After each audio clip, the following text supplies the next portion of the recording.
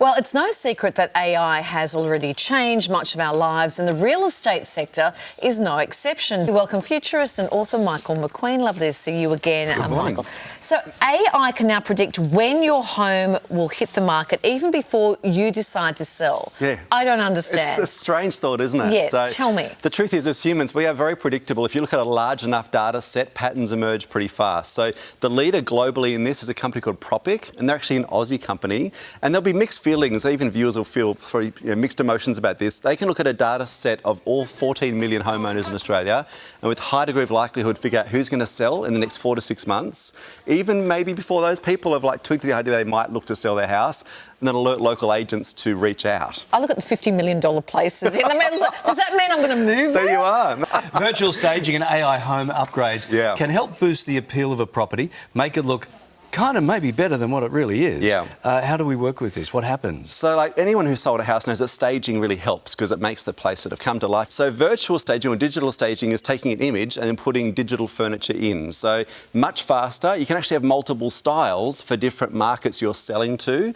And it's interesting how this sort of technology is 5 to 10% more in terms of what you'll get for the property if it's got digital staging, and it sells about 60% faster. So I think they need to put a disclaimer on that if it's digitally enhanced. Yeah. AI-edited listings are becoming commonplace. There are some very misleading ads. The Sydney rental raised eyebrows recently. Yeah. Tell us about this. So Sydney's inner west is famous for lots of things, but not for ocean views. Right. And yet there's a rental in Leichhardt, so Sydney's inner west, that was advertised with an image that was digitally enhanced to make it look like it had views I of the thought that coast. wasn't it painted on? Wasn't it a mural?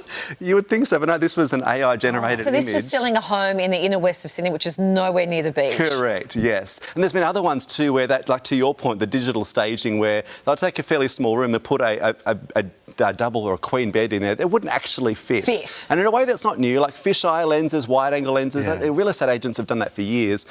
But when do we go from enhancing to deceiving? Lying. That's exactly it, and that's the challenging thing with AI because it's hard to tell what's real and what's not. Are there any laws that look over any of this and how AI is used in advertising? Yeah, you'll be glad to know this. There are. So as of the last few months, so now agents need to disclose. It's pretty new, so they have to disclose, and there are huge fines if they don't.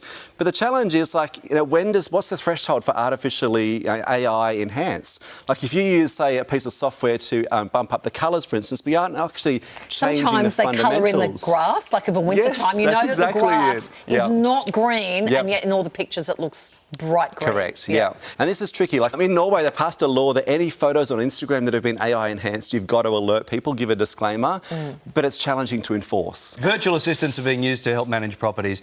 This will streamline, but it's also going to save costs. Yeah, so if you think from property management or strata management standpoint, when things go wrong, it never is at a convenient time. It's 2:30 a.m. on a Wednesday, something's happened. So these are essentially out-of-hours concierge chatbots that can quickly escalate things, deal with maintenance requests, and it won't take the role of humans, but it's great when there's not humans on the job to do it. Especially in smart buildings, we're getting access after hours. We're not using keys now, so if your fob stops working, you need help after hours, these can quickly escalate that issue. What if you need that plumber at 2:30 in the morning? Well, they can at least get the process started before waiting until someone comes in the next day to get it started. Yeah. Okay. Well, we'll give that a tick. All right, you like that one? Yeah, we'll give that a tick. Thank you so much. Lovely to see you. Good to see you, mate.